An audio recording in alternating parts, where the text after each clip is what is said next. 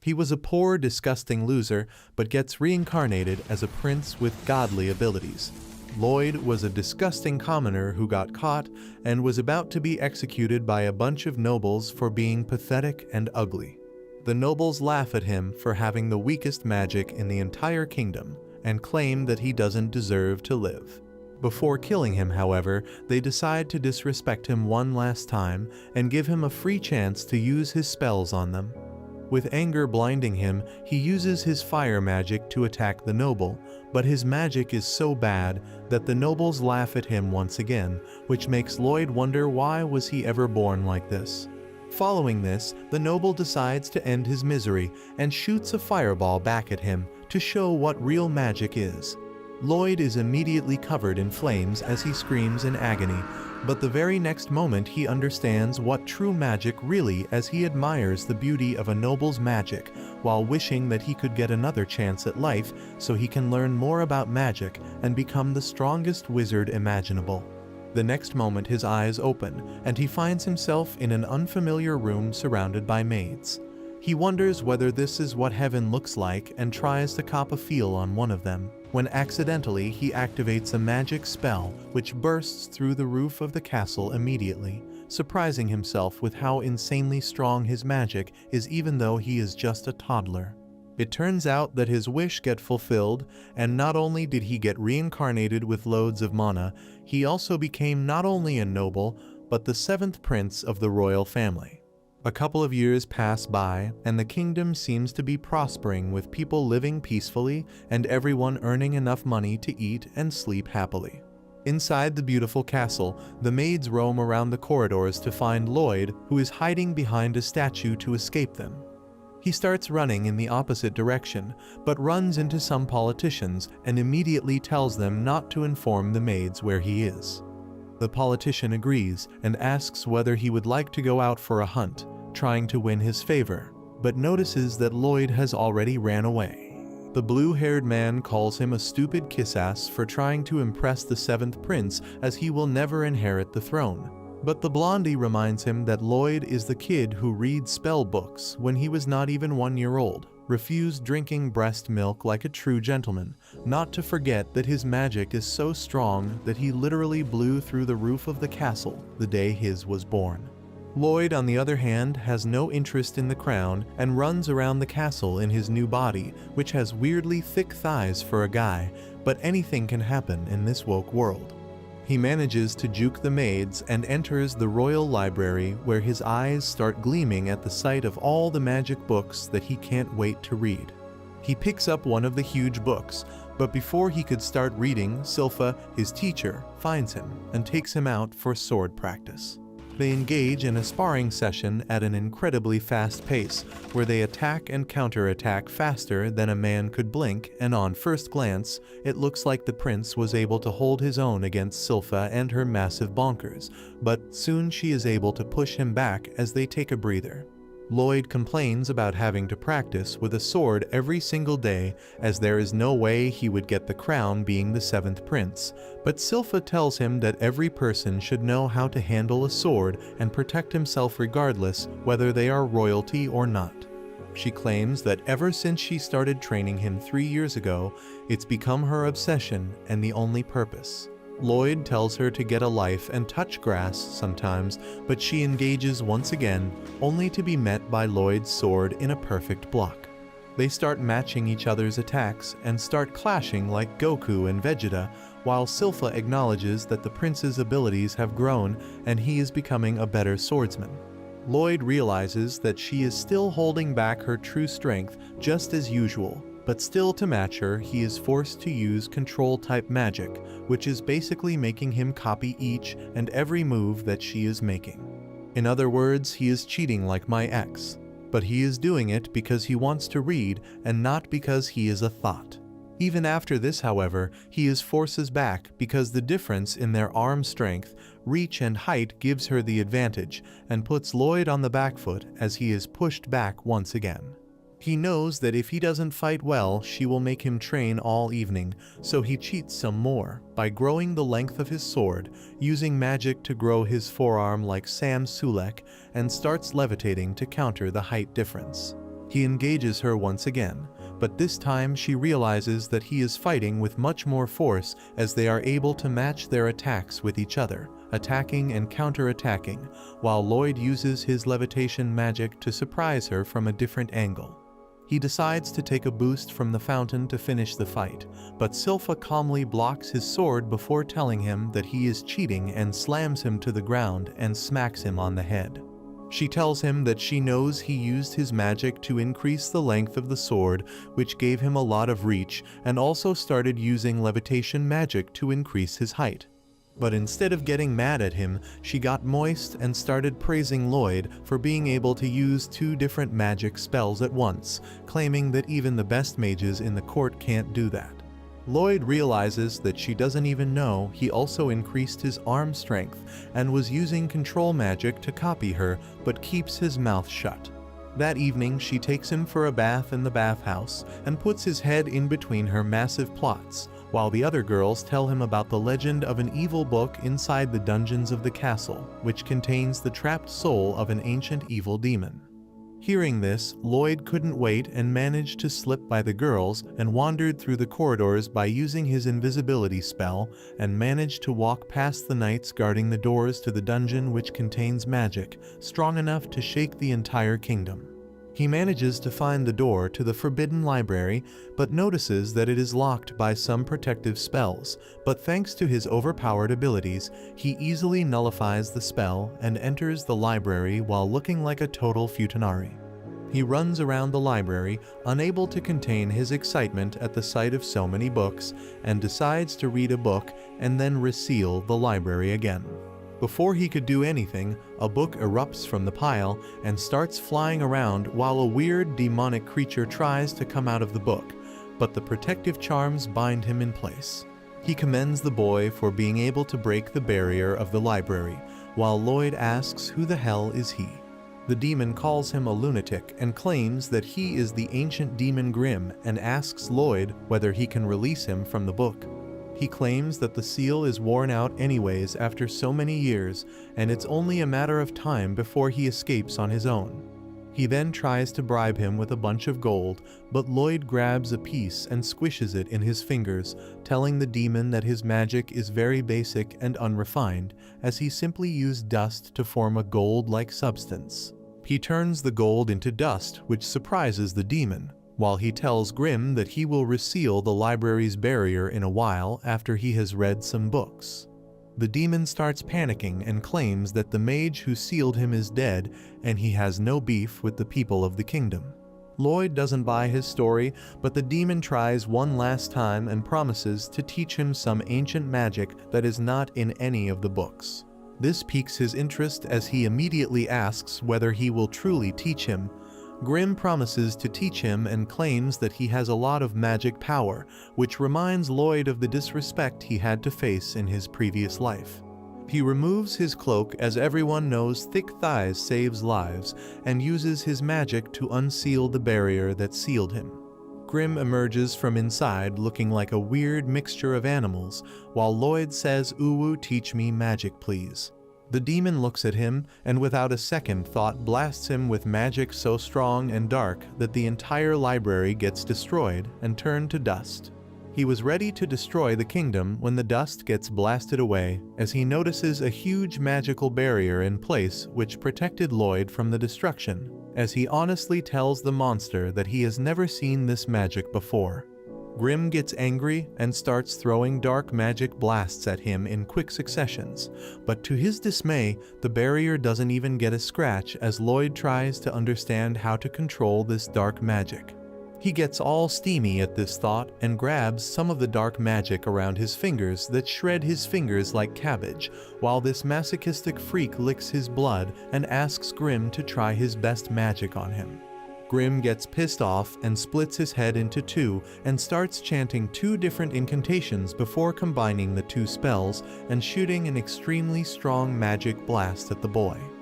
To his absolute surprise, his magic causes 0 damage to the barrier once again, which scares him, and he immediately tries to run away from the Uwu freak, only to hit a barrier laid out in front of him.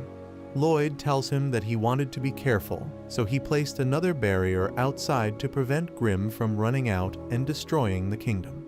Grim again starts preparing a destructive spell, but Lloyd tells him to stop and to show him his best defensive magic. After saying this, Lloyd chants a spell and shoots a magic ball so strong that it basically turns the entire barrier into a lava pit, barbecuing Grim while Lloyd watches him from above. Soon after, Lloyd uses his magic to completely renovate the library to the condition it was in before Grim destroyed everything, which shocks Grim beyond belief as he starts calling him Daddy. Lloyd realizes that demons can never die and starts contemplating whether he could make Grim his test subject to try all the new spells. Grim immediately bows down and begs for mercy, promising Lloyd to become his familiar forever, which Lloyd agrees to.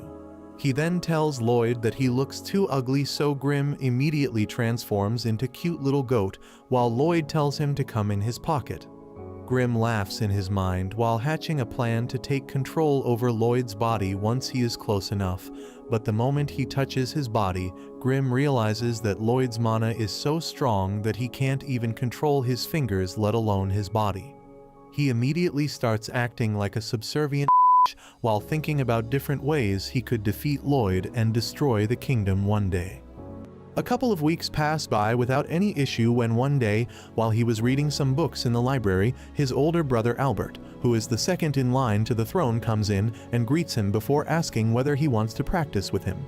The young prince obviously agrees and goes downstairs, where Prince Albert shows off his magic by using high fireball to hit the targets in the dead center, while all the maids and his underlings clap. The next turn belongs to Lloyd, who walks up to the area but realizes that he needs to hide his true powers, so he intentionally decides to just clip all of the targets one by one with his fireball instead of hitting them in the middle. Everyone claps for him as well, while one of the bald politicians makes fun of Lloyd by claiming that he can only graze the targets, unlike Prince Albert, who can hit all the targets in the center. Albert looks at him annoyed and tells everyone to follow him upstairs, but tells Lloyd to play and practice as much as he wants. Lloyd is overjoyed at this opportunity, as now he can truly use his magic to the fullest. He then turns towards Grim and tells him that he wants to try his special magic, where he used 2 different spells at once. Grim is surprised and tells him that only demons can do that because they can create multiple heads, but Lloyd is stubborn and claims that he has an idea. Without any warning, he uses his magic on Grim, which sucks him inside his hand, and they try to chant 2 different spells at once. The first time they fail, as Lloyd was trying too complex of a spell, but he refuses to back down, and the next time when they start chanting, Lloyd gets in his groove, while Grim gets scared as he feels the unbelievable amount of mana welling from inside of the young prince. Grim also realizes that not only is he trying to use 2 very complex spells, he is trying to combine magics that belong to 2 different classes and are opposite to each other. The reality around them starts breaking as the power gets condensed into 2 small balls, which he then combines and shoots up in the sky with a tremendous bang, which was seen all over the kingdom. When the dust settles, Lloyd notices that he has destroyed the training yard, and moreover there is a massive hole in the sky. He gets terrified, but thankfully, the hole disappears with time and everything seems to be fine. The next day, Grim brings the newspaper to show a picture of the hole in the sky on the front page, but Lloyd's attention is turned towards the article about an adventuring party gaining lots of loot inside of a dungeon. This makes him decide that he wants to go to a dungeon, so he takes out a piece of acorn and uses his magic to create an exact replica of himself, which mirrors everything that Lloyd does. After that, he takes Grim back into his arm and flies off to find a dungeon. But it turns out that half of Grim's soul is magically transmitted inside the clone back at the castle, so they can communicate.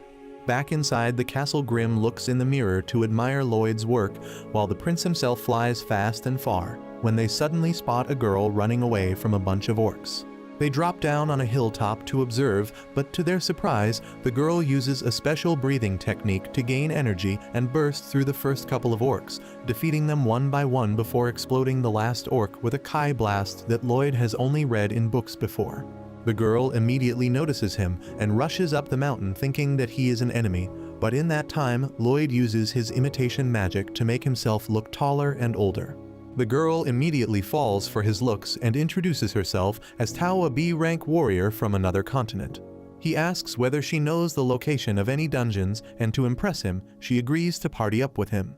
They go inside the dungeon, where she destroys any monster that comes in front of her, while Lloyd collects glowing rocks. Sometime later, while they were having lunch, Lloyd asks whether she was using Kai to get her energy, and she replies yes, while claiming that not many people know about it. While she was explaining what it is, she gets shocked to see that Lloyd already starts trying to copy her technique just by looking, and manages to feel a new sort of energy inside him, which makes him really happy. Later, she takes him deeper into the dungeon where a monster wolf jumps at them, but she immediately uses her Kai blast to kill it. Lloyd is really impressed by this, and they move towards the center of the room together to finally check what's inside the chest. Tao tells him that she doesn't think there would be anything extraordinary in a low-level dungeon like this, but notices that Lloyd is constantly trying to use Kai breathing, which makes her incredibly happy as she starts thinking about marrying him. She moves forward happily to open the chest, but the moment she tries to lift the lid, a black blade emerges from the ground and would have sliced her in half if not for Lloyd, who shoved her away as the blade slashed even the rocks behind them. Completely shocked, they back off a bit as they see a huge skeleton rising from beneath the treasure chest, ready to kill anyone in the area. Lloyd asks Tao what the hell is this monster, and Tao's heart sinks as she realizes that this is a lick. She immediately turns towards Lloyd, apologizing as she uses a Kai technique to utterly blast him away towards the exit of the chamber. The lick immediately uses its magical blades and starts attacking Tao, while she simply dodges and jumps around before kicking one of the blades, which makes her realize how powerful this lick is. She doesn't understand why would such a strong monster that even the rank adventurers might struggle against roaming around in such a low-level dungeon. She decides to keep the lick distracted so that at least Lloyd can escape the dungeon safely. Meanwhile, Lloyd is still in the air, getting blasted away, while he wonders why Tao did this, and uses his barrier ability to slow himself down while unknowingly crushing two other smaller monsters. He looks at his hand and tries to talk to Grim, only to realize that something went wrong as Grim seems exhausted and tells Lloyd to come home as soon as possible. Back in the boss room, Tao is somehow managing to destroy and block all of the lick's attack, but has gotten severely injured in the process. She realizes that if this keeps up, there is no way she will be able to survive. She tries to slowly back off, thinking that Lloyd must have also escaped by now, when to her absolute surprise, Lick speaks up and tells Tao that Kai magic seems to be one of the lowest forms of magic, and claims that he defeated and ate a Kai magic user once, and he tasted horrible. According to him, if he eats anyone, he gains their knowledge and skills, but tells Tao that she is so weak that he doesn't even want to eat him, but asks her about Lloyd, claiming that there was something different about him as his reaction time was insanely good as he saw through the surprise attack. She tells him that the man was named Lloyd, and even though everyone on this racist continent looks down upon Kai techniques, he found it fascinating and wanted to learn it. Following that, she takes a deep breath and starts attacking the monster while it hides behind his barrier, mocking her, claiming that her weak attacks can never break his shield. She continues to attack, landing a barrage of hits while thinking about how she has been working her ass off and training every single day since she was 5 to reach at the position she is. She pushes herself one last time and breaks through the barrier, only to find that the lick is disappeared. She falls to the ground out of exhaustion while the lick speaks up from behind, claiming that her strength is even weaker than the magic present in his single finger, making her a very boring enemy to fight against. He claims that she wasted his time and shoots a massive magical shard at her. Just as he thought it was over, his shard shatters into 100 pieces. As it turns out that Lloyd arrived at the last moment and saved Tao's life with his barrier. He tells her that she did very well, claiming that he will take over from here and finish this monster. Tao is confused and looks at Lloyd only to see a crazed look on his face as he itches for a fight. The lick starts chanting a spell, but before he could attack, Lloyd uses a Kai technique to quickly run behind the lick. The lick is shocked at his speed, while Lloyd takes a deep breath and hangs upside down on the rocks, protecting himself with his barriers, while the lick tries to land attack after attack, only to fail every time. Lloyd ignores the Lick's attacks and thinks about what Tao has taught him about the Kai till now as he takes a deep breath and starts sprinting around the cave while the Lick keeps attacking him to try and break his barrier. Lloyd realizes that his barrier is blocking the flow of air, so he decides to break his own barrier. This pleasantly surprises the Lick, who immediately shoots a bunch of magic blasts at him, hoping to end the fight quickly. But Lloyd hangs from a rock and jumps away, dodging the attacks one by one as he parkours through the entire cave. He finally gets the hang of it and merges his Kai with his mana to create an incredible strong magic attack. He dodges some more attacks before throwing the magic attack around him to destroy all of Lick's attacks, surprising both Tao and the monster.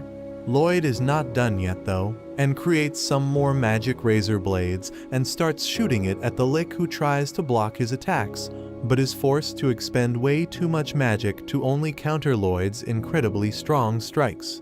The Lick is bewildered and cannot believe his eyes as Lloyd is attacking way too quickly, and by merging his magic with Kai techniques, he has surpassed the powers of the Lick himself. The monster gets cut on the face, which gives Lloyd some confidence as he starts making his blades thinner and sharper, forcing Lick to shell himself within his magic barrier. But to everyone's surprise, Lloyd's incredibly strong magic blades cut through the barrier alongside the Lick, destroying him once and for all. After that, they look through the treasure chest only to find an old knife inside, which Tao couldn't care less about. Lloyd asks whether he can take it, and she agrees, but soon the entire dungeon starts trembling, shocking him. She tells him that this is normal, and every time a dungeon's treasure gets looted, the cave collapses and the dungeon disappears forever. They are able to escape outside safely while Lloyd looks at the dungeon entrance getting shut, which fascinates him. Lloyd suddenly remembers that Grimm needs him and tells Tao that he needs to leave and thanks her for showing her around the dungeon. Tao shouts at him from behind, claiming that the final spell that he used is known as a Kai blade and even she has never been able to use it, but promises him that she will get stronger and learn how to use all the Kai techniques. Lloyd tells him that he will learn some more techniques from her soon and zooms away in the sky immediately. He flies through the landscape as quickly as possible and enters his room secretly, only to find Grimm on the floor, with injuries all over his body. It turns out that Silpha wanted to train him, but realized that he was much weaker than before, so she decided to train her all day long, which completely drained Grimm of all his energy, even though he is a demon himself. Later that day, he shows Grimm the knife that he found in the dungeons, claiming that it seems to be enchanted by some spells. He immediately gets some water and uses a special magic to slowly scrape off all the magic enchantments present on the knife. Grimm tells him that magic enchantments are pretty rare and difficult to do, but Lloyd decides to learn how to enchant weapons himself, and purifies the water containing the enchantment to realize that he needs oil, silver, and some weapons to practice. He asks his father for some silver, which he is very happy to provide, but Silpha tells Lloyd that she will give him some oil only if he is able to land a hit on her. They start sparring and Lloyd tries his best to match the skills of Silpha, and even uses his acceleration technique to emerge behind her before trying to land an attack. Silpha dodges. Lloyd immediately uses an earth spell to create some barriers, but she dodges that as well and smashes the boulders, defeating and catching Lloyd in her arms. Even though he lost the match, she still gives him the oil as she is just happy that he didn't perform as bad as he did the other day. Grimm and Lloyd go into their secret dungeon and melt down all the silver coins before using the oil to imbue magic inside of them, creating a solution which can help them in enchantment. The final thing they need is weapons, so he goes to his older brother Albert and tells him about how he wants to practice enchantment and wants some weapons. Albert immediately tells his guard to give him some weapons, and the guards put down as many weapons as they had, while they all cry thinking their weapons are as good as lost, because enchanting is super hard and a 10-year-old child can never do it. Lloyd and Grimm take the weapons down into the dungeons where they start applying enchantments on them, but the steel is not strong enough and breaks into hundreds of pieces. Lloyd doesn't accept defeat though and keeps trying, breaking several weapons while being aided by Grimm and his clone who brings him tea. Finally, he returns back to Albert, reporting that out of 120 swords that he got, he was able to successfully enchant 50 swords, while the rest broke. Albert is beyond surprised, as even the ranked enchanters only have a success rate of 10%, while Lloyd thinks about how he technically enchanted 80 blades. But he tried adding some more spells on them, and they broke, leaving only 50 swords who can't be enchanted anymore. The knights think that he is lying about the enchantments and puts his sword back in his sheath, but the sheath splits in half in an instant. Albert is really impressed and asks Lloyd whether he would want to go on a monster hunting expedition with him, and Lloyd happily agrees. If you liked this video, make sure to subscribe for the next part. The next morning, Albert and his party leaves from the castle in a carriage, while Lloyd sleeps inside peacefully. They travel through beautiful farmlands, and the sweet smell of wheat finally wakes him up as he checks on Grim, who was chilling out as well. A little while later, Albert finally points at the entry of forest, which gets Lloyd really excited as he asks Silpha whether they can find monsters nearby. She calmly replies that most monsters are found near the lake and not in the forest. Before asking whether he is enjoying his outing, Lloyd seems to be pretty happy because he doesn't really get a chance to roam outside the castle very easily. And he is also excited to see how his enchanted swords will perform. Suddenly, Silpha unsheathes her sword, scaring Albert, who thought he said something wrong. But Silpha claims that monsters are nearby. Just on cue, a bunch of monsters known as kobolds emerge from the woods and surround Lloyd's carriage. Silpha immediately jumps off, while the knights form a protective wall around the princes. Lloyd pretends to be surprised by the attack, but Grim claims that he knew about the presence of these monsters ever since they entered the forest. It turns out that Lloyd has been trying to use spectral detection, which is a Kai technique he recently learned, which lets him know about the location of any enemies that might want to attack.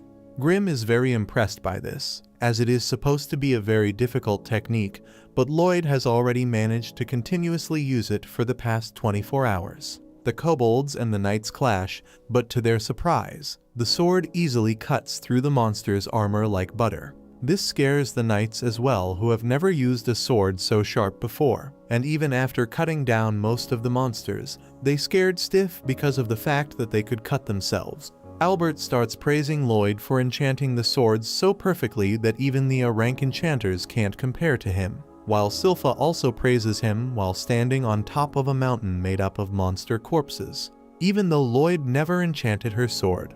Suddenly, a stray kobold emerges from the bushes and tries to attack Lloyd, but thankfully, Tao appears out of nowhere and kicks the monster away. She starts looking around for Lloyd as she sensed that someone was using Kai magic. But because Lloyd is in his kid form, she can't figure it out. Suddenly, the kobold recovers and tries to attack her again, but Silpha stabs it immediately before telling Tao to back off and not to touch Lloyd so casually.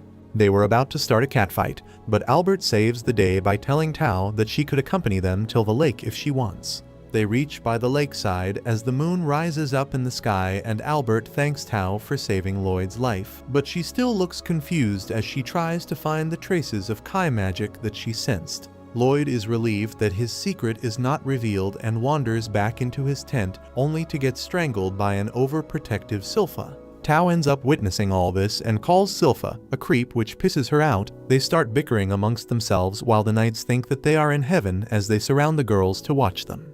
Lloyd slips by and walks away, thinking how this is even more suffocating than when he was in the castle. Albert starts talking to Lloyd and tells him to be wary of girls, as relationships can be really scary. Meanwhile, the girls notice the boys being boys and beat the crap out of all of them, which they probably liked. Silpha finally puts on her skirt, while Tao tells her that she is here to repair the chapel, which is present on top of the hill, and Silpha tells her to get on with it and leave. But Albert stops her and claims that she shouldn't go up there at night, as it could be very dangerous. He tells her that they should stay together and leave at the break of dawn, when suddenly Lloyd senses something.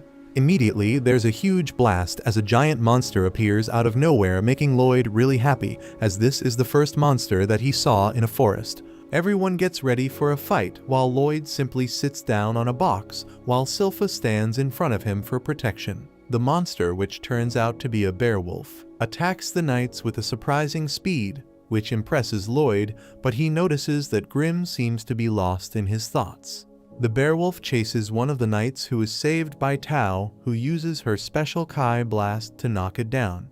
This is not enough, though, as the Beowulf gets up and attacks again while Tao dodges away. Albert finally walks up and unsheathes his sword before he starts chanting a spell. The swords start hovering behind him while draws all the magic power out of it and shoots a fireball at the monster. The spell completely barbecues the beast while everyone watches in awe at the strength of the heir to the throne. And the knights start celebrating and shouting Albert's name, claiming that his magic is the strongest. Albert tells them that his spells are not usually this powerful, but because of Lloyd's enchantments, his magic got boosted as well. While the knights and Albert think that the fight is over, Grimm calls Lloyd and tells him that he just remembered that the chapel on top of the hill was used to trap a pretty strong demon a long time ago.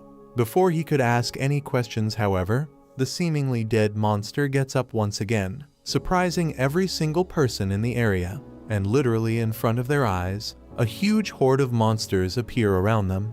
Suddenly, a hand pokes out of the Beowulf's mouth and a demon appears from it, introducing himself as Paz and promises that he will kill every single person present here.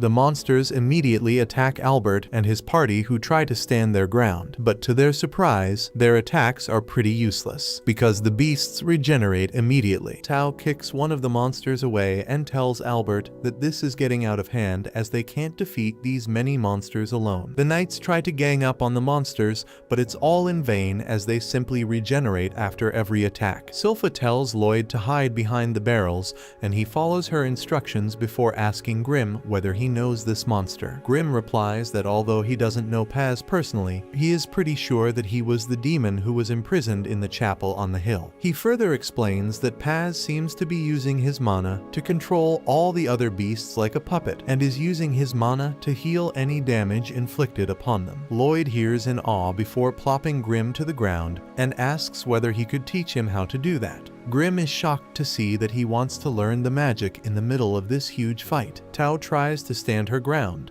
and fight back, while Silpha calls her weak for not being able to defeat such weak monsters. Paz seems to be having a great time as he realizes that he is winning the battle, as these people don't know how to deal with so many monsters at once. Unfortunately, he makes a big mistake by making fun of Lloyd, as he calls him a useless kid who needs a babysitter to protect him. This really pisses Silpha off, who asks Lloyd whether she could leave him for a moment. Lloyd doesn't really care, as he is busy learning how to control mana. Suddenly, everyone feels a wave of dread as they realize that Silpha seems to be serious right now. She grabs her sword and walks towards Paz fearlessly, who makes fun of her even more. But Silpha calls her an ugly incel who has never smelt a girl before. This pisses him off, and he tries to attack her. But to everyone's surprise, Silpha not only dodges the attack, but chops off all 4 limbs of the beast. Paz gets really annoyed at this and starts using all of his mana to recover the Beowulf's limbs. During this time, Albert notices that the other monsters have stopped regenerating altogether, which means that if Silpha keeps dealing damage to the main body, they can defeat the smaller monsters without them being able to heal. While all this is happening, Lloyd is busy learning how to control the flow of mana, while Grimm tells him that at first he should try to shape it into something, then he can try to put some color into the object, and lastly he could try to add smell to the object, but claims that it is very hardcore stuff. To his surprise, by the time he turns around, Lloyd has already created a flower made up of mana with different colors and an amazing smell. They sniff at the flower like junkies beneath a bridge, while Silpha keeps styling on Paz and his Beowulf as she knocks them to the ground one more time. She asks the knight beside her to give her his sword for a moment, and he immediately agrees. While Paz is confused about who this maid is because she literally has no gaps in her defenses. He doesn't understand why a swordsman who is so strong just want to be a babysitter to a worthless child, but to Silpha, Lloyd is her everything. As she admires the sword which was enchanted by him, Paz decides to play some mind games with her, and starts laughing as he claims that he has gotten interested in the child that she is trying too hard to protect. He promises her that he will tear him apart piece by piece, and then he will examine each and every broken part of the boy before he burns the pieces,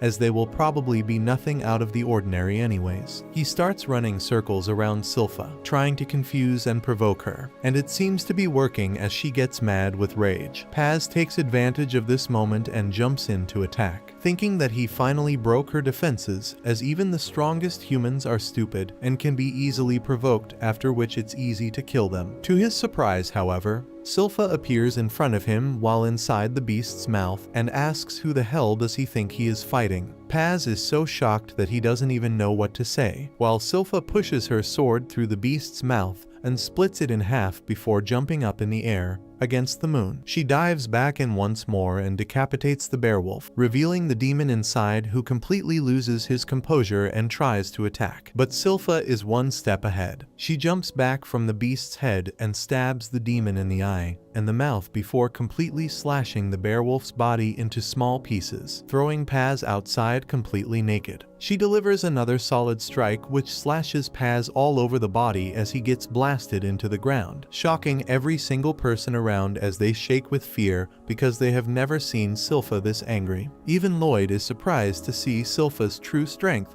and realizes that even he can't defeat her if she goes in full force. Silpha, however, only has one target as she slowly moves towards the incapacitated Paz, telling him to get ready to taste the cold touch of the sword that was enchanted by the boy who he threatened to kill. Silpha tells the demon to simply surrender, as there is no way she is going to let her live. But to her surprise, Paz simply smiles and starts breathing a weird pink gas out of his mouth. This seems to increase the regeneration of the monsters, who once again try to attack Silpha from behind.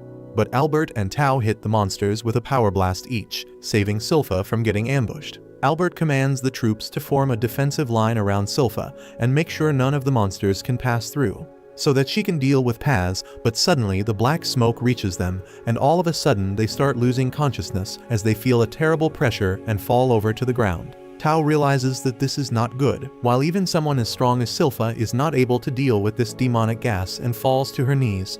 Paz gets up and stretches his wings as he talks about how it has been over a century since he broke through the shrine that sealed him, and ever since he was collecting monsters that Silpha slashed like nothing. This angers him, and he hits her straight in the face, blasting her off into the sea. Albert tries to call out to her and help, but his body can't generate any power. The demon flies up and claims that whoever inhales the demonic gas loses all their strength and simply get knocked out, which gives him ample of time to kill them however he wants. Silpha, however, is not one to be bested so easily, and tells him that his gas stanks, which annoys him, and he tries to finish her off with a kick. Thankfully, Tao reaches just in time and blocks the kick, saving Silpha's life, while the demon looks confused as to how Tao is not unconscious yet. Tao asks Silpha whether she can stand up, but Silpha tells her to mind her own business, as she can deal with this on her own. Tao screams at her for lying as she can't even move her body, but Silpha cuts her off and tells her that she should run towards Lloyd and make sure he is safe before she falls over into the water unconscious. Paz commends Silpha's strength, claiming that she must be one of the strongest fighters alive because she was able to take so much of his dark magical smoke and yet defied him for so long. Suddenly he appears behind her and with a creepy face asks why the hell is she not being affected by the smoke yet. She tries to kick him away, but he dodges the hit and immediately uses his tentacles to grab her leg before giving her an electric shock. He holds her upside down, as he realizes that she is using some weird breathing technique that is helping her withstand his smoke.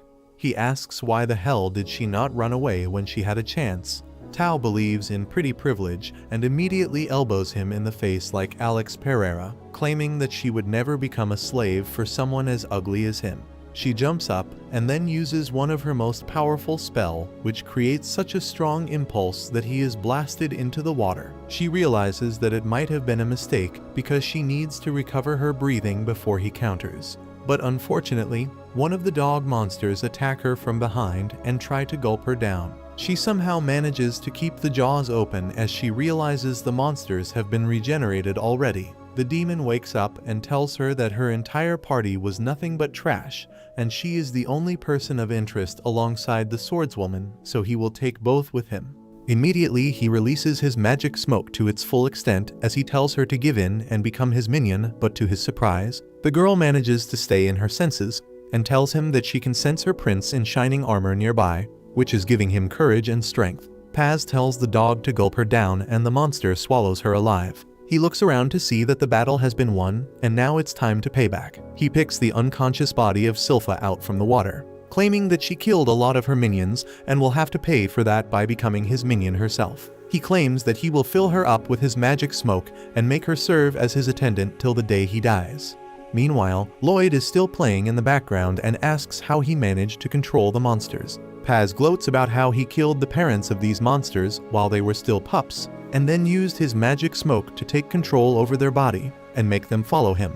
Suddenly, he remembers that there should be no one conscious enough to talk, which scares him, and he turns around to see Lloyd playing with one of the dogwolves. He asks Lloyd about how is he moving through his smoke so easily and without any damage. Suddenly, Paz also notices that Grim is a demon and asks whether he is protecting the little kid and starts making fun of him for falling so low as a demon that he became a babysitter. This pisses Grim off, but he knows that Paz isn't going to say the light of day anyways. So he swallows his anger and tells him that he was going to give him some advice as a fellow demon. But now all he wants to do is watch him die in pain. Paz laughs at this and sends in his demon dogs to tear the boy to shreds. Lloyd seems pretty happy about this, as this will give him an opportunity to try his newly learned mana transmutation magic. Grim tells him that he will have to put out quite a bit of mana for this, but it doesn't matter to Lloyd as he starts fixing his mana output and uses it to create a warm and gentle bed of flowers.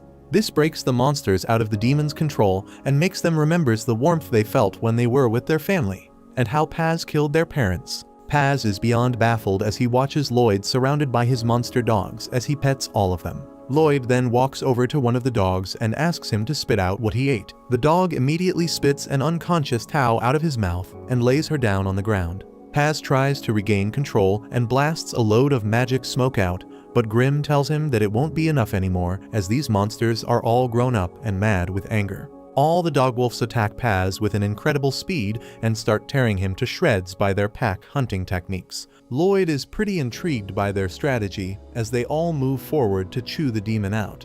But Paz immediately regains control and bashes the heads of the dogs against each other before throwing them down in the water. He gets so pissed at them not following his orders that he goes down and starts kicking one of them in the body, screaming at him for not following orders as he promises to kill his remaining family the moment he is done with this kid.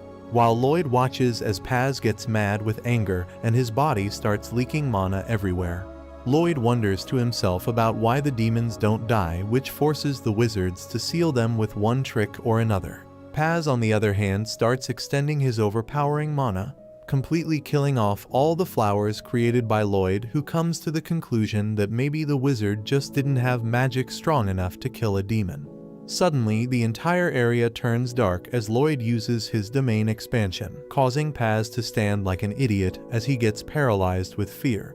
Grim finally tells Paz why his magic smoke never had any effect on Lloyd, and claims that Lloyd's mana is so incredibly high that there was no way Paz's minuscule mana pool could ever overpower him. Meanwhile, Lloyd gets excited to try out all the new spells he wanted to use. Paz realizes that the kid's mana is way too much as he starts sweating, when Lloyd tries to trap him in a shield, but he barely escapes. This confuses Paz at first, but he realizes that this isn't even a fight to Lloyd, and he is simply having fun and want to trap him in a cage like a lab animal so that he can experiment his strong magic on him. He starts escaping the area as fast as possible, while Lloyd keeps creating barriers pinballing the demon all over the place. He then turns towards Grim and tells him to help him trap the demon, and Grim obeys. After this, they are able to put twice as many barriers in half as much time, and even Paz realizes that this is too much as he tries to run away, but gets caught in the end. The demon tries to run away, but the barrier is too strong and he is kept inside of it, which makes him start begging for his life, as he promises to give Lloyd a very high position in his court once he becomes the king of this world. But Lloyd doesn't care about all that, and alongside Grim, he starts compiling a bunch of spells together. He combines the spells of all the different elements before multiplying them by 100 and deploys them with triple the intensity, completely blasting the demon inside the barrier for 30 straight minutes just to see how much damage can he take. After watching for a while, he finally releases the demon from the barrier, who looks completely withered and half dead as he stands in the air unmoving. The demon starts turning to ash while Lloyd realizes that everyone is starting to wake up, so he immediately runs away to avoid any suspicion. He meets up with Albert, and when Albert asks what happened to the demon, Lloyd lies that an incredible magician named Robert killed it and ran away. A couple days later, Albert and his party return to the kingdom to great fanfare, where they are presented in front of the king, who commends them for being able to hold their own against such an incredibly powerful demon. Albert claims that there were two other people as well, Tao and the mysterious magician Robert. Tao wanted to find Robert, so she went inside the forest and didn't come back. The king seems to be happy and tells Albert that he is doing good as the second prince, and has a high chance of becoming the next king. But Albert claims that Lloyd is the one who was the most helpful, as without his enchanted weapons, they could have never done anything. To everyone's surprise, he then asks the king to also include Lloyd in the race to become the new king, and the king accepts. They rush towards him and cuddle with him till he is all tattered. Later, Lloyd, Silpha, and Shiro return home, and Silpha wants him to train with her immediately. Lloyd doesn't want to, and then suddenly, Albert comes to his rescue. He claims that he needs to talk with his younger brother about something, but Silpha doesn't want him to. She can't disobey Albert in the end, and he tells Lloyd that he wants him to meet someone. That someone is the fourth Prince Diane, and Lloyd is a bit taken aback to see him. They visit Diane's blacksmith workshop, which is situated in the middle of a small pond, where he wants to talk to Lloyd about the sword enchantments he did earlier. Diane smacks the table with his hammer, saying that he doesn't truly believe that a kid like him could do that, which is why he wants to see him in action. Lloyd is nervous, and Albert tells him that ever since he was 10, Diane has been learning the art of blacksmithing, and he is interested in enchanting. He gets flustered on hearing that, and tells Lloyd to immediately get to work. Lloyd takes the sword given to him, and begins inscribing the enchantments on them under Diane's watchful gaze. He finishes the enchantments soon, and Diane is completely dumbfounded by what he sees. Not only was Lloyd much faster and more accurate than the master enchanters he has met, he has put more spells on the sword than humanly possible. Diane is impressed by his brother's skill and accepts Lloyd as a true genius. He lifts him up, saying that with his help, he can achieve his dream of creating the ultimate magic sword. Lloyd is curious, and Diane explains that a magic sword is formed when the hot steel is enchanted during the process of forging. That makes the sword even more powerful, and a skilled smith and enchanter must work together to create something like that. Diane says that he has no talent for magic, and he understands how other people who lack magic feel. That is why he wants to create magic swords, so that everyone can use magic spells just by swinging their swords. Lloyd doesn't care about his brother's dream, but he is interested in the production process and gladly agrees to help him. They begin working soon, and Lloyd gets into the femboy apprentice uniform. Diane says that they will create a sword with the fireball magic stored in it, and Lloyd suggests putting a high-level fire magic there. Diane says that it won't work, because the high-level spell has 14 parts in it, and a magic sword can only hold 5 parts at max. That's no problem for Lloyd, and he compresses the high-level spell into just 2 parts.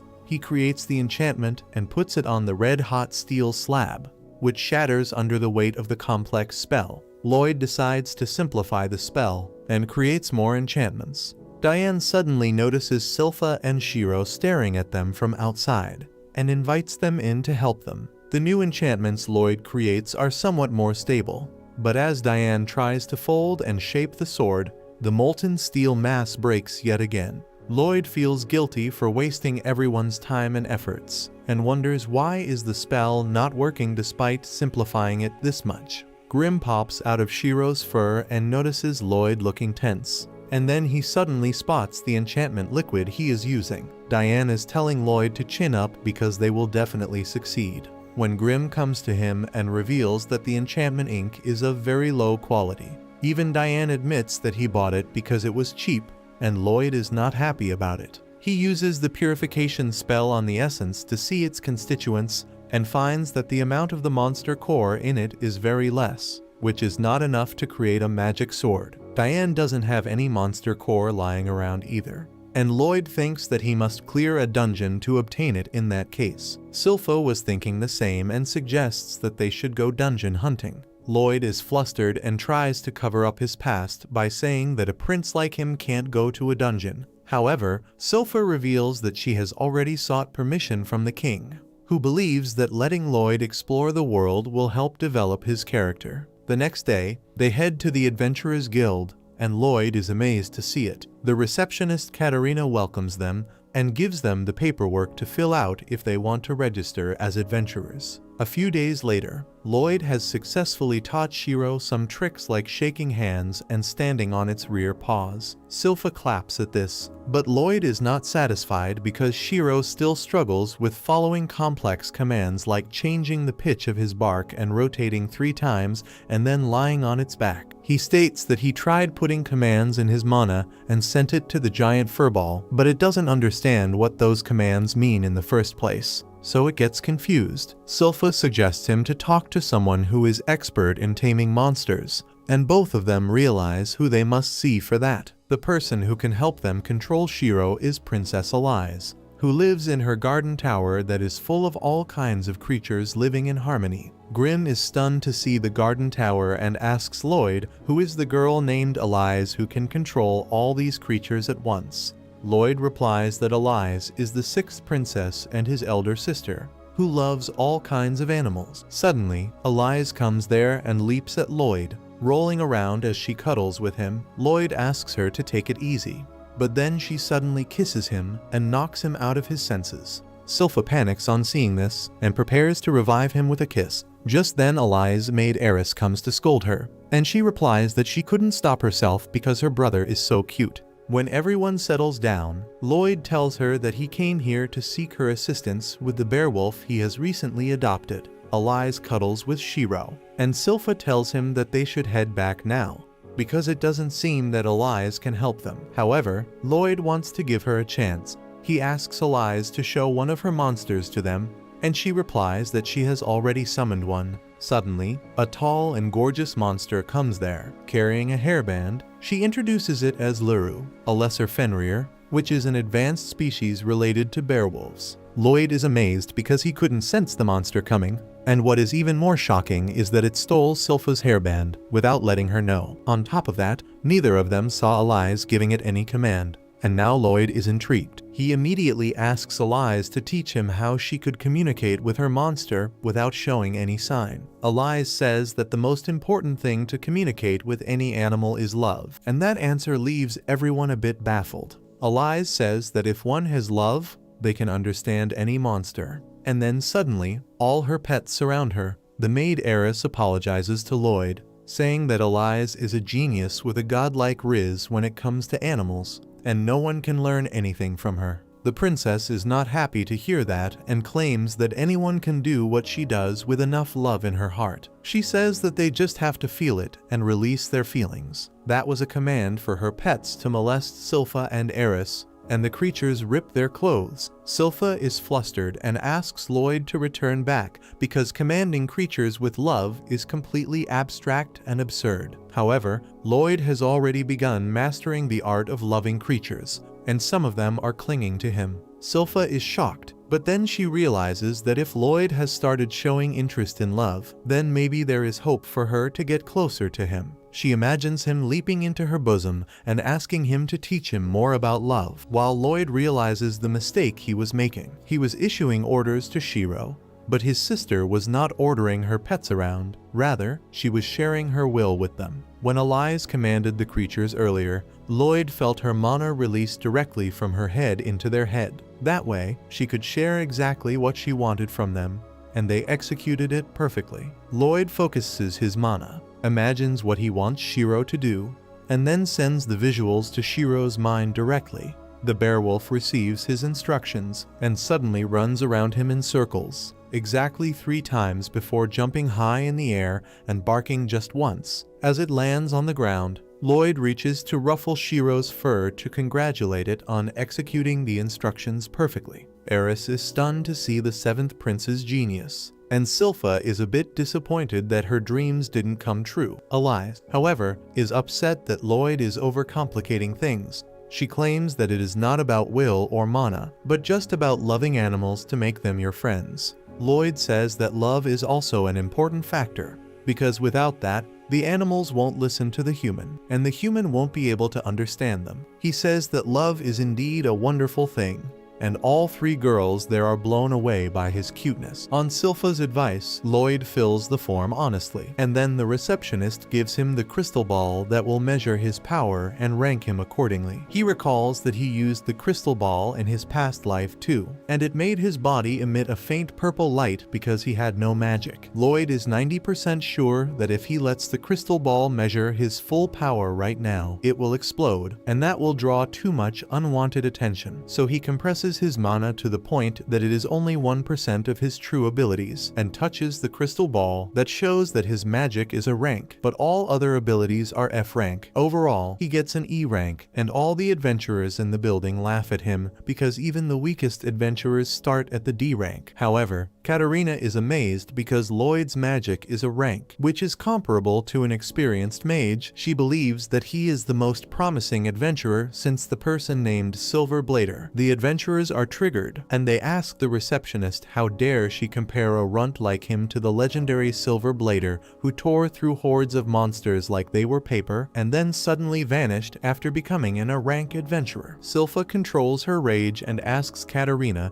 to give them a quest to enter a dungeon right away, but she tells her that they need at least a B-rank adventurer to challenge a dungeon. Silpha says that she will re-register herself then, and suddenly, one man puts his hand on her shoulder, asking her to ditch the kid and come with him. The very next moment, Silpha chops off half of his mustache, and everyone panics. Katarina tells them that Silpha is the very Silver Blader they consider a legend. The men freak out on hearing that, and in the meantime, Katarina tells Silpha that if she re-registers, she will be demoted to rank C as per the guild policies. Suddenly, Tao arrives there, and smugly tells Lloyd that if he needs help with something, she is here for him. Silpha doesn't want Lloyd to be involved with Tao and starts heading out. Tao stops her, and Silpha asks her why she keeps bumping into them. She asks her if she has found her Robert already, and she gets depressed as she says that she can't find any clue about him at all. In search of Robert, Tao has been clearing dungeons in a frenzy, and she has become an A-rank adventurer now. She suddenly grabs Lloyd, screaming that in exchange of helping him, she wants him to set her up on a date with Prince Albert. After that, Lloyd looks at some quests. While Silpha tries getting his robe back from Tao, Lloyd asks her why did she not tell him about her adventuring days, and she replies that she was acting as an adventurer just to become stronger. In the end, she found some enemies from the Assassin's Guild whom she could not defeat, so she had to retire. Soon after that, Lloyd and his party enter a random dungeon, and clear it quite easily. They retrieve the treasure chest, which is the dungeon's core as well. On the other hand, Albert goes to check up on Diane, and learns that they can resume their work when Lloyd returns in a few days. This worries Albert a little because a war is approaching them rapidly, and he wanted to have as much help as possible before it starts. Diane asks him to just wait a little longer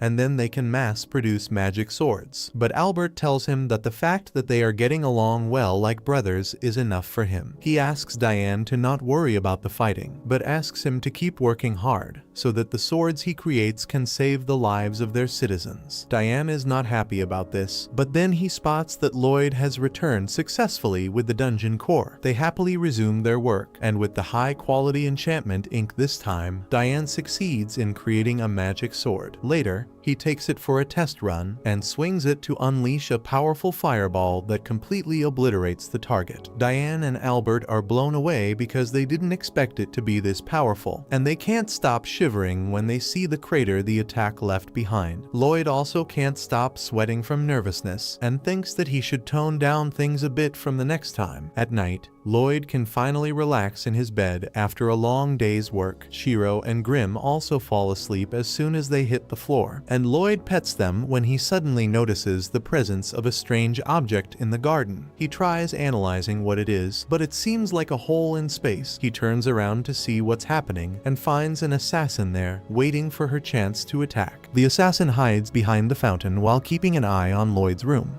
but then he suddenly appears next to her. The assassin loses her composure and tries running away, but Lloyd has already put his barrier around them so that she can't escape. He teases the assassin, asking why is she trespassing in his home, and if she is ready to get punished for this. The lowly assassin throws away her cloak and apologizes to Lloyd for using her special move against her. A sweet, flowery smell is released from her body, and Lloyd starts feeling dizzy and numb as he inhales it. He realizes that it is poison, so he uses a purification spell to remove its effect.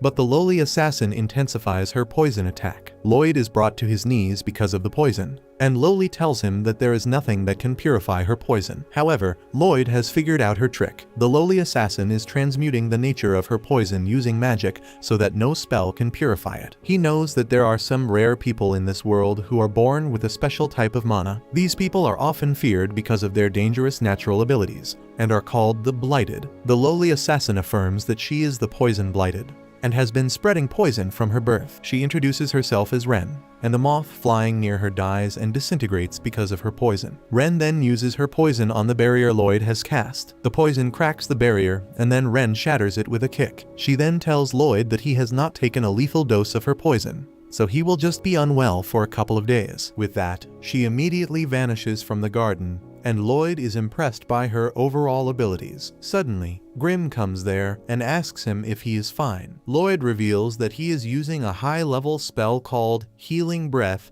to heal his body quickly, so he is not in any kind of danger. He changes his shirt, telling Grimm that the only reason he let the assassin go is so that he could track her to her base. He believes that Ren is a member of the Assassin's Guild that Silpha had told him about earlier. Lloyd tracks Ren through the city even though she has concealed her presence very efficiently. He knows that she rips a hole in space to conceal herself, but since he knows her trick, locating her is quite easy. Lloyd cheerfully heads out of the palace, and a few seconds after he leaves, Silpha and Shiro arrive there because they sense danger. On the other hand, Ren has reached the hideout of the Assassin's Guild, where their leader is not happy that she was found out and did not kill the witness. Ren claims that the one who saw her was a mere kid, and her mission was already a success by then because she found out some crucial information about the upcoming war. Ren believes that they can have a chance to participate in the war, but the big man tells her to shut up. He is pissed that she is acting like their true leader, who has ran away. While the two of them fight, the mommy of the group notices that they have company,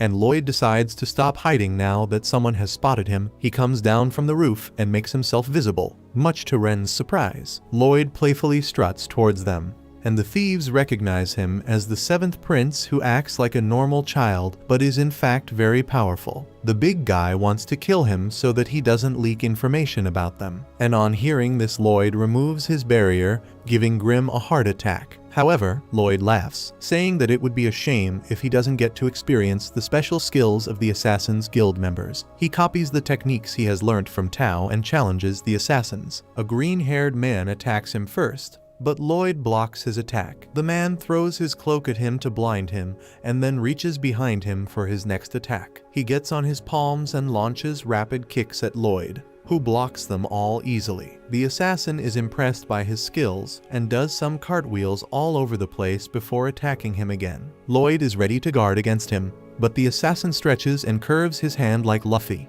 landing a hit on him. The assassin then twists his body around, introducing himself as the Blighted Babylon, born with the powers of the Gamu Gamu fruit. Lloyd is amazed to see this, when suddenly, the masked assassin appears behind him and tells him to sink. Immediately, Lloyd feels super heavy and falls to his knees under his own weight. The big bald guy comes forth and says that the masked guy is called Crow, and he has the same powers as Inumaki from JJK. Lloyd uses physical enhancement magic to break free from Crow's cursed speech and avoid the heavy attack from the bald guy named Golly. However, he immediately gets caught in his real ability, which is to create a sticky fluid by transmuting his mana. Lloyd strains to get out of the sticky web and is forced to leave his shirt behind to get free. As he is fangirling over the abilities of Crow and Golly, the mommy assassin attacks him from behind, but he blocks her twin swords using the fabric he borrowed from Babylon. He dodges all her attacks, so the mommy stabs her thigh instead. Surprisingly,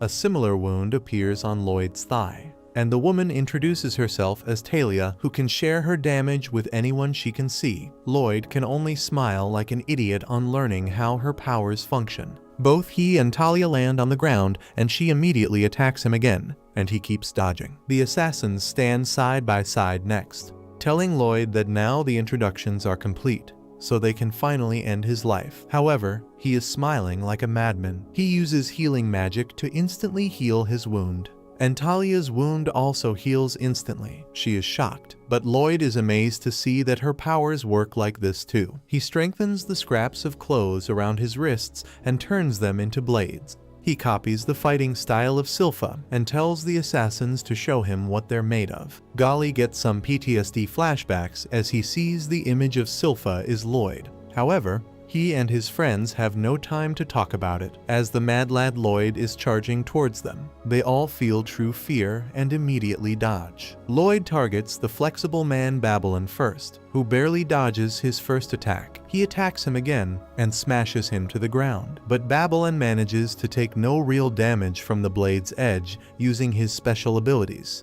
Suddenly, Golly and Crow surround Lloyd from both sides and try to launch a combo attack. Crow tells him to get blown away, but Lloyd moves faster than sound, avoiding his attack and letting it hit the Baldy instead. Golly is blown away, and he even takes Talia with her, while Lloyd appears behind Crow to finish him. He hits Crow with a special combo move and doesn't let him tell him to stop. Lloyd realizes that until he completes a word, he can't use the full power of his cursed speech. Crow is about to use his power once more, but Lloyd hits him to the ground instead. Golly gets up to fight him, and Talia tells him to stop because they are glued together. He doesn't listen, and as he swings his fist around, all of her clothes are ripped. Talia curses the knucklehead for this, and then Lloyd attacks her without warning. She blocks his attack and warns him not to injure her, or he will get damaged too. Lloyd really wants to learn that through practical experience and immediately yeets Talia into a pillar. As she is turned backwards from the strong impact, Lloyd is also bent backwards and coughs blood, while remarking that her powers are really magnificent. Golly comes up behind him and holds his hands, but Lloyd gives him the slip, and the bald man is left holding just his fabric weapons. Lloyd then uses Tao's techniques and sends Golly flying, even though he uses his web to shield himself. Golly crashes right next to Ren, who falls to the ground in terror at Lloyd's unbelievable power. He moves towards her, asking her to let him see her poison again, but then Golly suddenly covers for Ren, saying that she can't control her poison mana, so everyone here will be caught up in it if she uses it. Lloyd remarks that none of them seem to have a decent control over their powers, and Golly tells him that he is right. He curses the uncontrollable powers that left them with no choice but to live as cursed outlaws. He attacks Lloyd again, but he quickly dodges and moves behind him, before hitting him with a thunder palm. Ren is furious, and she attacks Lloyd for killing Golly, but he blocks her attack. Golly gets up and tells her to stop, because he is not injured at all. Instead, after Lloyd's last strike, his mana is completely under his control. No one can believe it,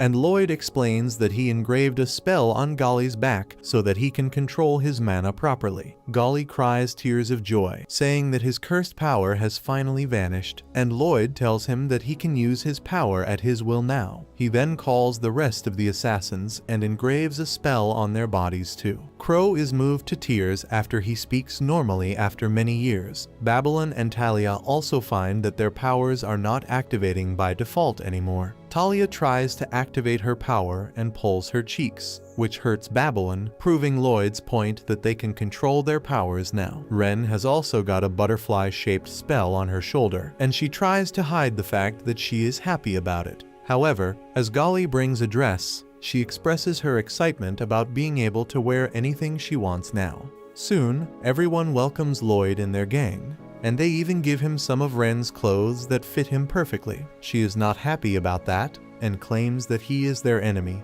and Grimm starts arguing with her about it. Lloyd doesn't care and asks everyone to show him their powers once more, but Golly says that before that, they must explain themselves to him. Lloyd says that he is fine, but the bald dude has already started rambling about their past. However, as he learns about the leader of the Assassin's Guild, Jade, who has the power of teleportation, Lloyd suddenly gets excited about the story. Golly says that Jade has probably the worst power out of them all because he can teleport anywhere at any given time, without his will. Despite that, he was the most cheerful one out of them. and suggested that they form the Assassin's Guild and take jobs that are too dirty for the Adventurers Guild to handle. He came up with a coin with the sketch of a wolf and declared that every time they complete a mission, they would leave this coin at the site to prove to the world about their abilities and their intentions to bring world peace. He declared that one day they won't have to live in the shadows anymore.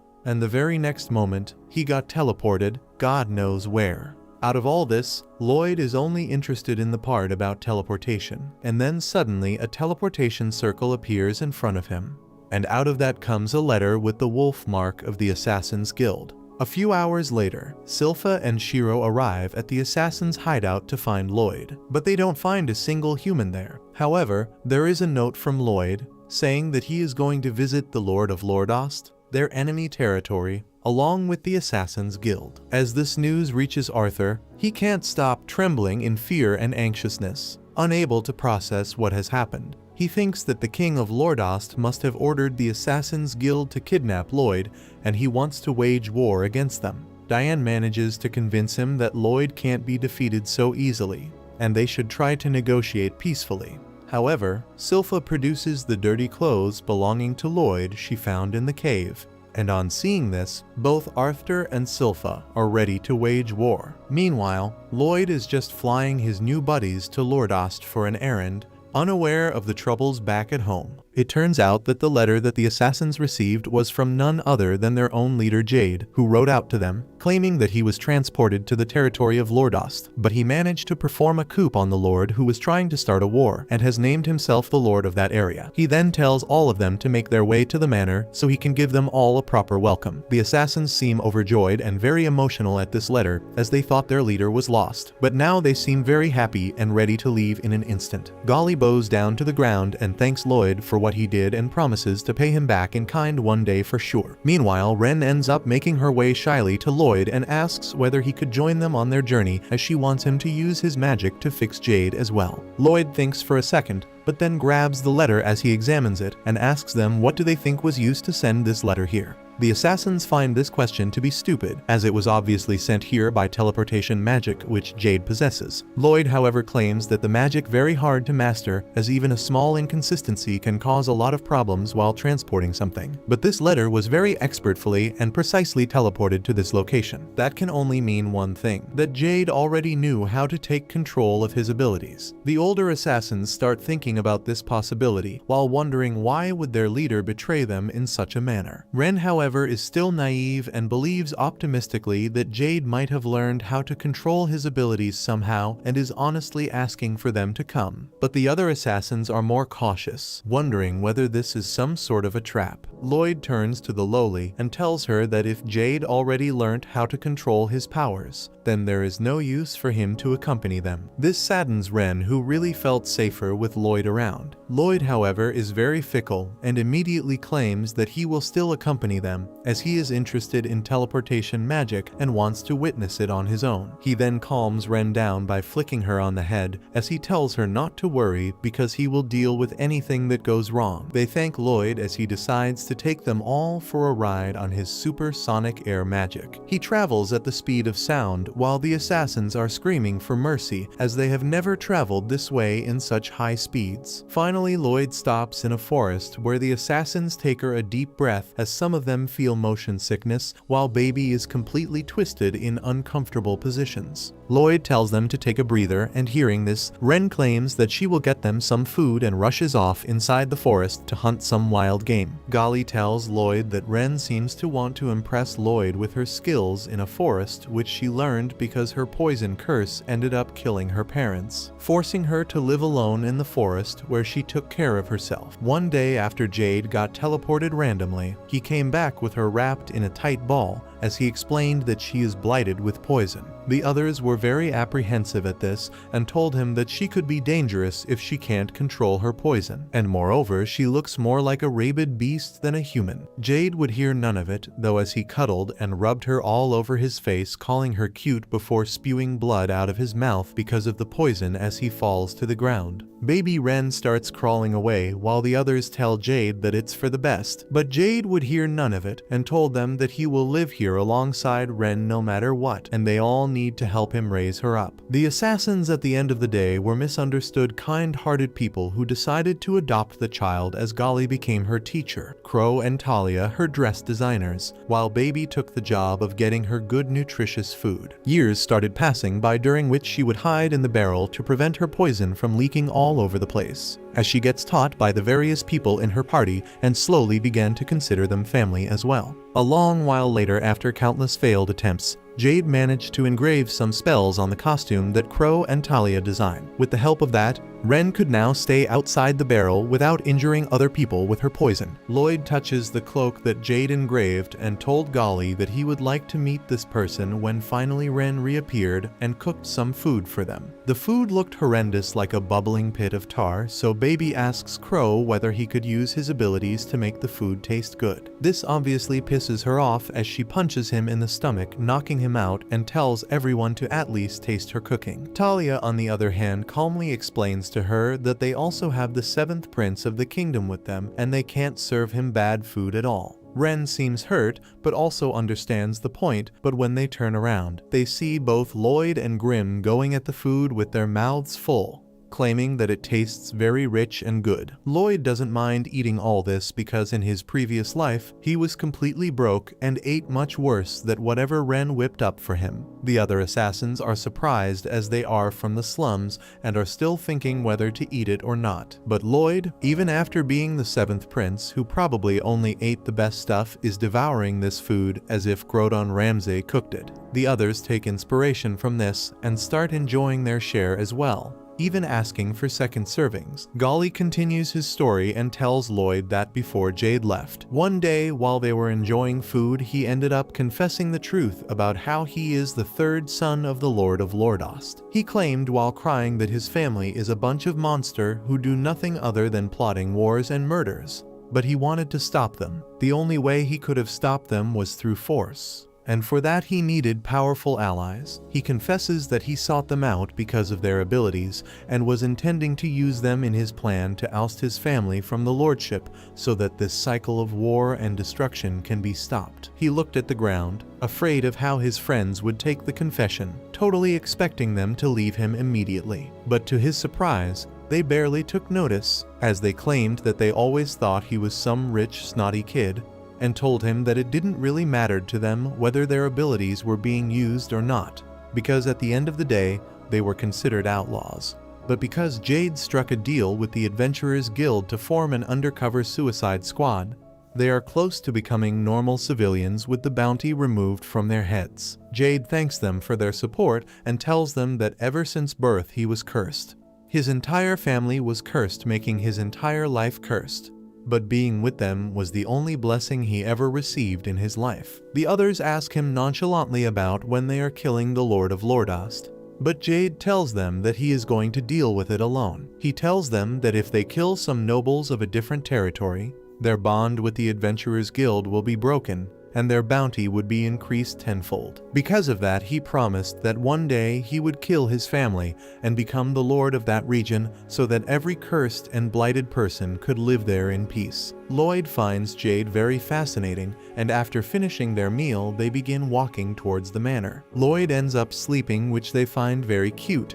But Grimm reminds them that Lloyd is a monster, as he is still maintaining an incredibly strong barrier in their sleep. While walking, Ren suddenly stops and tells them that they should leave Lloyd behind so that he can rest properly, while they check out the manor for themselves.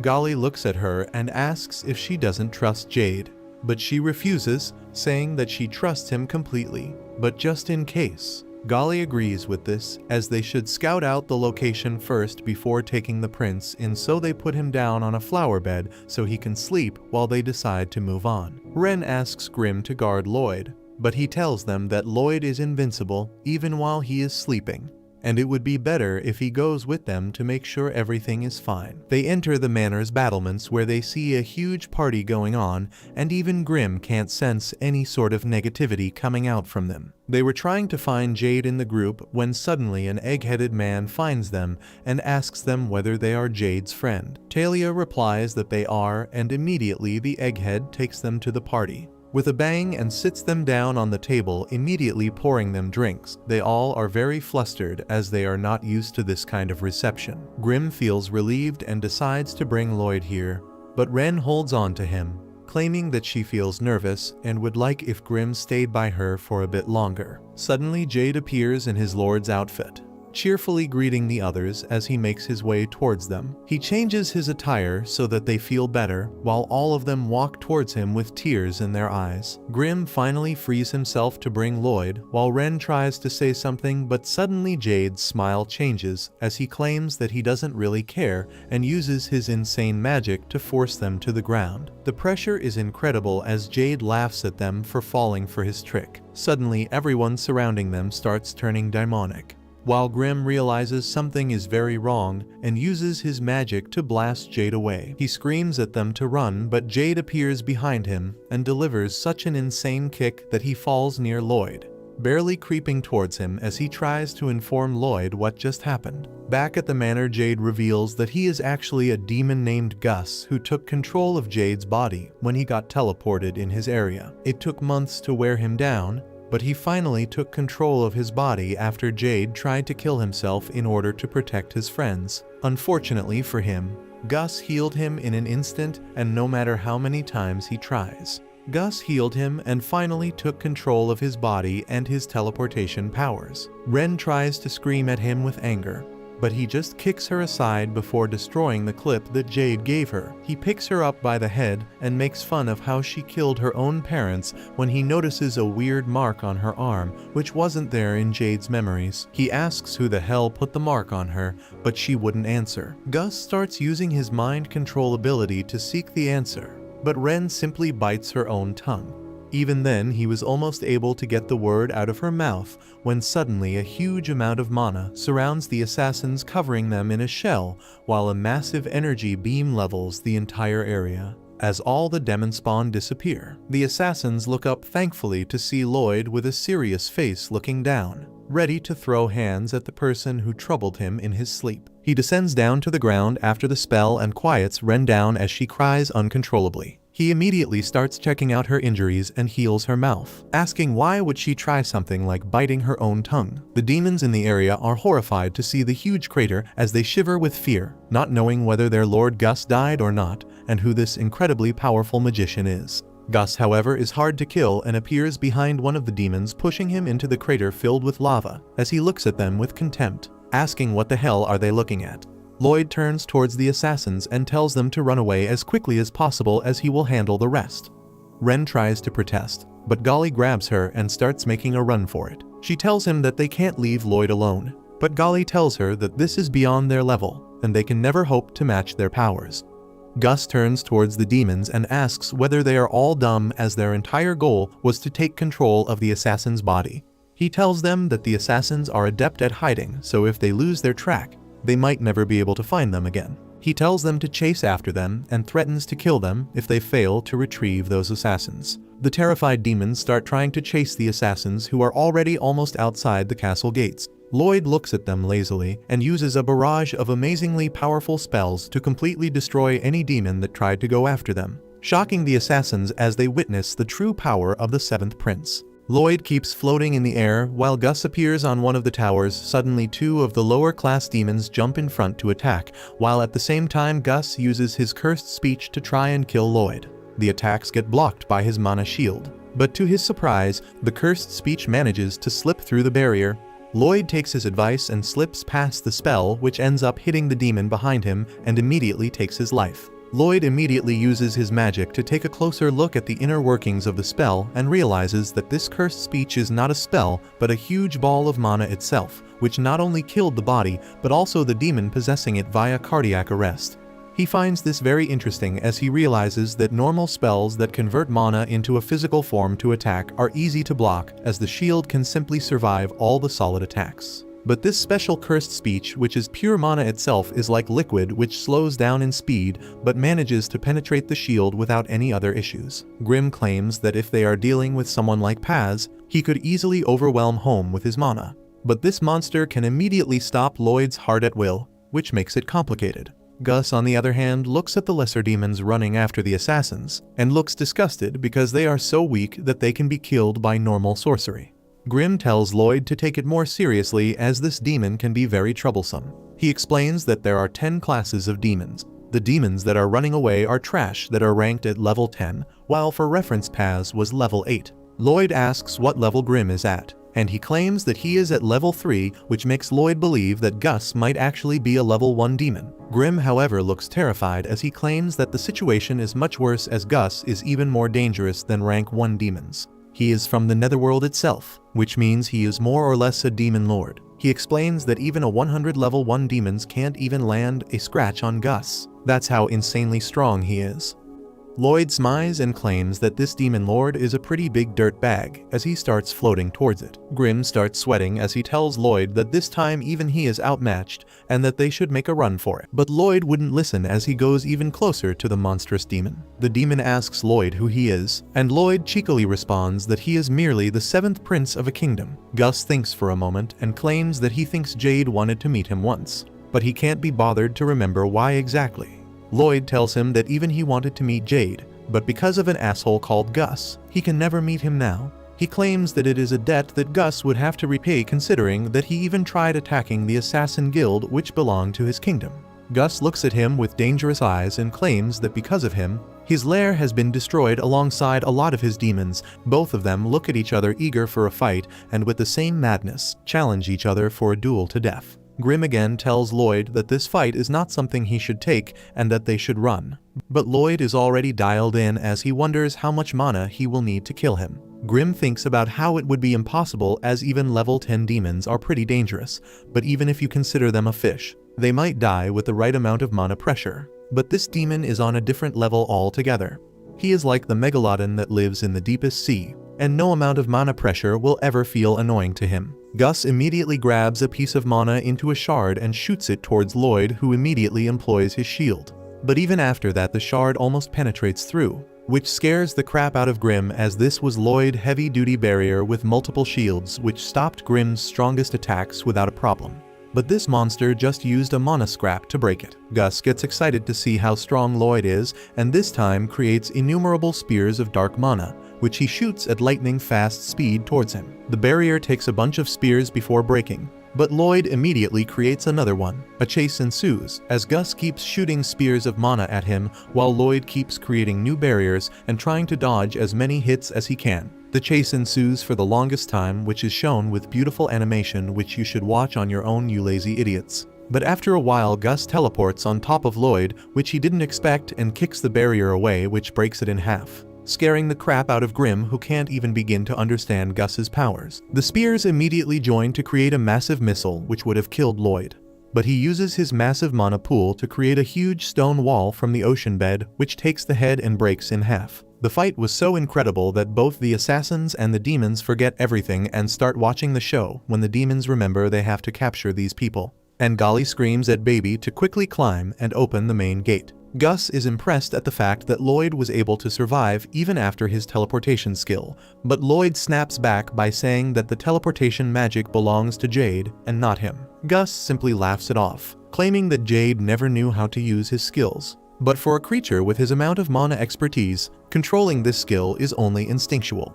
It's like how you don't teach a bird how to fly. They just know it since they are born. In comparison, these blighted humans are like rats with wings, who don't know how to use it properly. He then creates 1,000 more spears and asks Lloyd what will he do now, whether he will block, dodge, or simply run away. Before Lloyd could even think though, Gus uses a dirty trick and teleports his spear behind him, stabbing Lloyd straight in the heart. He doesn't even stop at that, and within a moment stabs Lloyd with multiple spears as he lays there still and unmoving. Meanwhile, the demons attack the assassins, but Golly uses his sticky web to tie them to the ground, while Crow uses his cursed speech to force them to get stuck even more. Meanwhile, Baby manages to find the lever and pushes it hard, opening the gate a bit. He screams at them to run through so he can close it.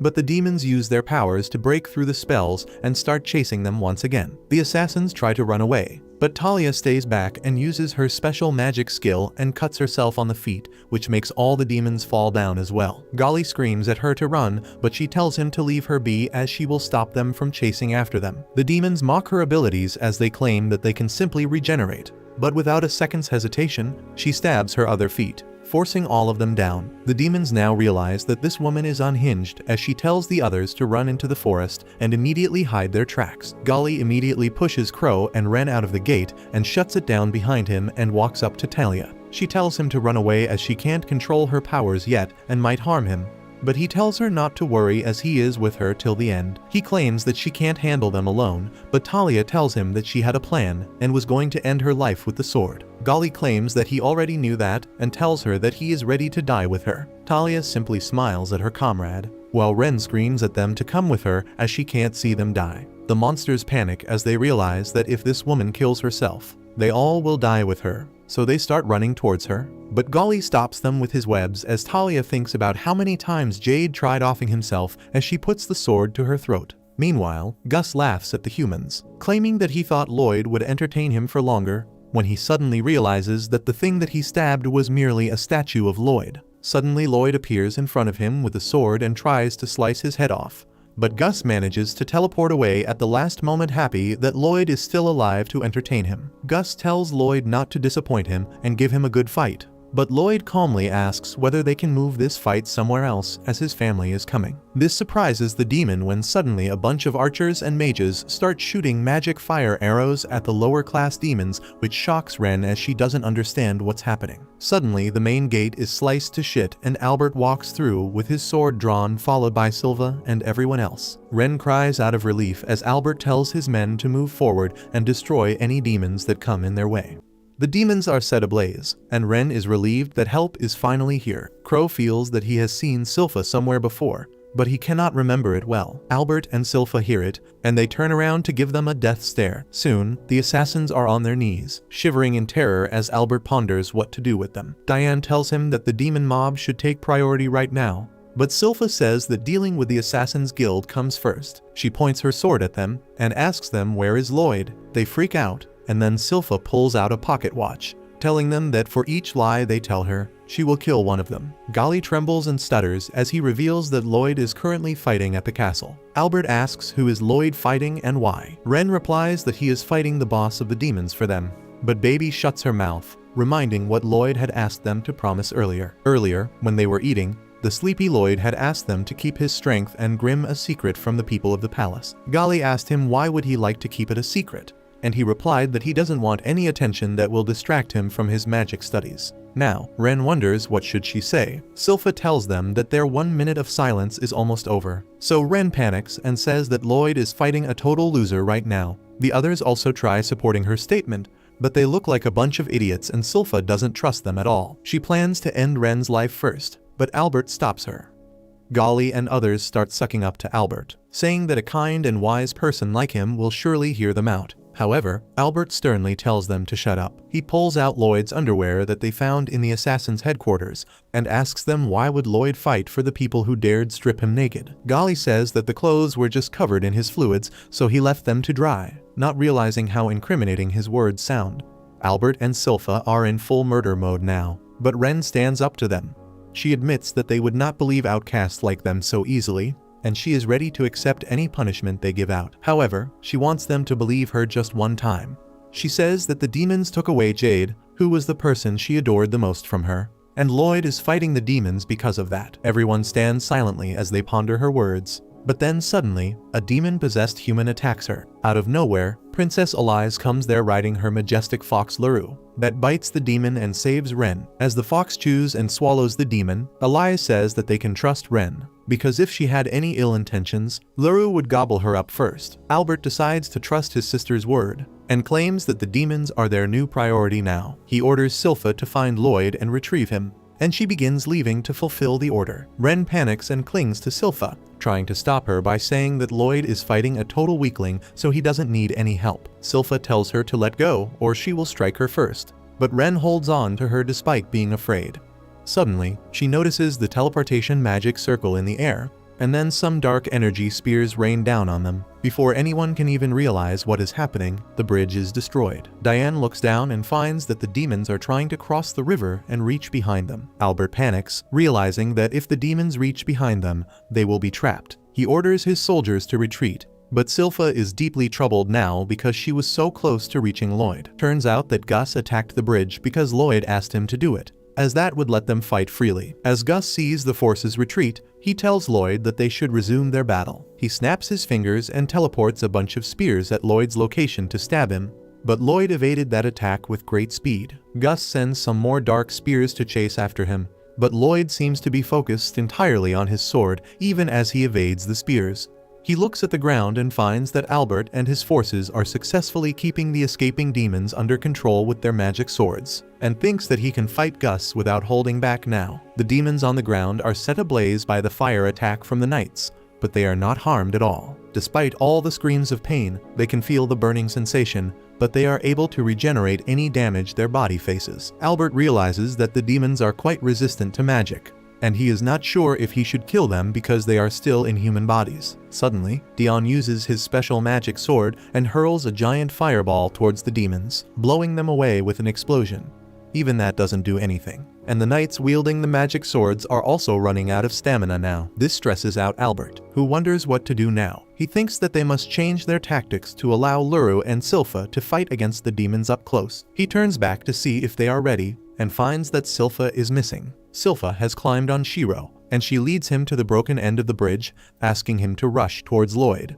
Golly and others tell her that it is impossible, and she realizes it too, but she keeps coming up with stupid ways to cross the broken bridge. Shiro also wants to see his master badly, and he takes the leap of faith, but ends up falling in the river. Silpha is preparing to jump after him too, when suddenly, someone climbs up the bridge and attacks her. She dodges the first attack, and then draws her swords to block the rest of them. The attacker turns out to be the Humpty Dumpty demon, who praises Silpha's skill. He tells her that she is good, but not as good as him. He declares that while his associates here are just 10th class demons, he is an 8th class demon, as well as a practitioner of the demon blade technique. Thinking about the class system among demons, Silpha wonders what class Paz was in. However, it does not matter, because Humpty seems quite weaker than him. On the other hand, Albert is still wondering if there is a way to save the people possessed by the demons, when a demon launches a surprise attack on him. No one is ready to fend off against him, but surprisingly, Baby arrives to save the prince. He grabs the demon's neck and twists it 180 degrees. Albert thanks him, and then remarks that he didn't even hesitate dealing such fatal damage to the demon. Baby tells him that he is a nice guy, just like their leader Jade was. He then says that despite being assassins, they don't take just life and death lightly, and he attacked without holding back earlier because the demon possessed are already done for. The demon tries recovering even from the damage he just received, while Baby tells Albert that there is no way to save the demon possessed, because their minds are already dead. Just then, the demon collapses after failing to regenerate his body. Hearing Baby's words and seeing the gruesome sight makes Albert realize what he must do. He approaches the burning demons and pulls out his magic sword. He does some Naruto hand signs to activate a powerful flame spell. He wants to apologize to the people of Lordost because he cannot save them, but he wants to set them free from their suffering now. With that sentiment, he unleashes his spell and makes fireballs rain from the sky. The fireballs explode as they hit the ground, and the demons start screaming in pain as they burn. Albert tells his knights to stop holding back and put all their strength into exterminating the enemy. On the other hand, Silpha launches a barrage of swift strikes at Humpty Dumpty, who keeps blocking them and backing away. He jumps up and then uses a drilling move to push Silpha back, but she simply blocks his attack. The demon takes to the skies again and launches some flying slashes, but Silpha deflects them too. Next, they use a special move and charge at each other with full speed. Their clash is too fast for anyone else to see it, but they seem equally matched at this point. They keep on attacking each other with their special moves, and just the shockwaves are enough to damage the bridge. They separate after that, and as Silpha lands, her hairband breaks and blood starts flowing down from her forehead. Humpty Dumpty has also taken an equal amount of damage, but he can easily recover thanks to his demonic powers. He begins laughing, saying that humans can never beat demons. However, he admits that Silpha is strong, which is why he wants her body now. He claims that by doing so, he will master his technique as well as hers. He suddenly takes a different stance and charges towards Silpha, using the Lordost sword technique. She reacts a bit late to it, and her dress gets cut off even as she manages to dodge the attack. Humpty says that the previous master of this body was quite hard-working and skilled in martial arts. He showed his calloused hands that depict how hard he must have worked. Humpty says that he has all the memories of the previous owner of this body, and he will use them well. He declares that humans are just clothing to demons like him, and now he is going to take over Silpha. Silpha doesn't take those words kindly, and she leaps high in the air to use the demonic technique that Humpty used a while ago. He is shocked to see her using that move and barely blocks it at the last moment. He is terrified that Silpha also knows demon sword technique, but she tells him that she just learnt it by watching, because she is not so pathetic that she can't learn another style without taking over someone's body. Humpty is furious at this insult, but Silpha doesn't mind him. Instead, she calls to Shiro, who climbs back to her side. She begins scouring through its fur and finally finds a special sword that Lloyd personally made for her. As she draws the blade, she tells Humpty to bear witness what humans can achieve. Beginning a few days ago, Silpha was training to get stronger so that she could deal with demons like Paz herself. However, when she used her full power to swing the sword ended up bending, and the dummy target started spinning uncontrollably before reeling out. Silpha was disappointed, but just then, Lloyd and Diane came to visit her with a brand new sword. She was delighted to receive it, and Lloyd told her that it is a magic sword, but he has not put any fancy spells in it. However, he had made it extremely strong and flexible so that it could handle Silpha's full power. He told her that she could even cut down a demon with it. Demons are basically psychic beings, but they can't do much without a body, so they create their own or possess a human. If their body dies, the demon inside it dies too. Silpha asked Lloyd why did he chose those spells for her sword, and he nervously said that she always seems to be holding back when she swings her sword, so he thought that she might be afraid that it would break, so he made one that would not break. Silpha was overjoyed and hugged Lloyd, thanking him for paying that much attention to her. Diane interrupted their moment and suggested that they name the sword too. Silpha recalled her failure against Paz, and decided to name the sword Demonbane to indicate her ambition to never lose to another demon in the future. Now, she draws the Demonbane and says that she will prove the effectiveness of the name right now. Humpty is furious at her, even though he is sweating because of nervousness. He calls Silpha delusional for thinking that she can beat him. He laughs, saying that this kingdom will be destroyed by the demons for no particular reason except fun. Humpty says that Gus created this entire elaborate plan to lure Jade here. He made the underlings possess the bodies of the people of Lordost and began spreading news of war. Jade had no choice but to come back home because he wanted to avoid that war at all cost, and that proved to be his fatal mistake. The assassins are furious on learning that the demons did such horrible things to Jade,